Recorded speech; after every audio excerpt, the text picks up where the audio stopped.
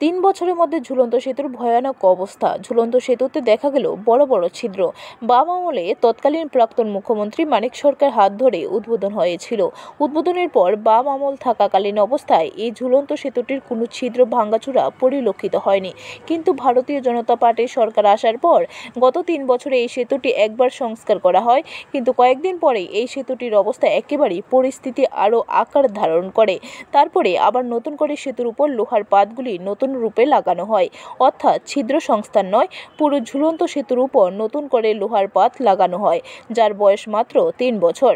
আর এই 3 বছরের মধ্যেই মেলাঘর তেলকাজলা ঝুলন্ত সেতুটির মধ্যে ইদানিংকালে কতগুলি বড় বড় ছিদ্র দেখা যাচ্ছে, অর্থাৎ নিম্নমানের কাজ করার ফলে এবং লোহার পাতগুলি 3 বছরের মধ্যে মরীচিকা ধরে বড় বড় ছিদ্র তৈরি হয়েছে। প্রতিনিয়ত হচ্ছে ছোটোখাটো দুর্ঘটনা, বিশেষ করে রাত্রিবেলা সেতুর উপর দিয়ে ঝুঁকি নিয়ে মানুষকে চলতে হয়। গত কয়েকদিন আগেও এই সেতুতে এক মহিলার দুর্ঘটনার সম্মুখীন হয়ে হাসপাতালে ছিলেন।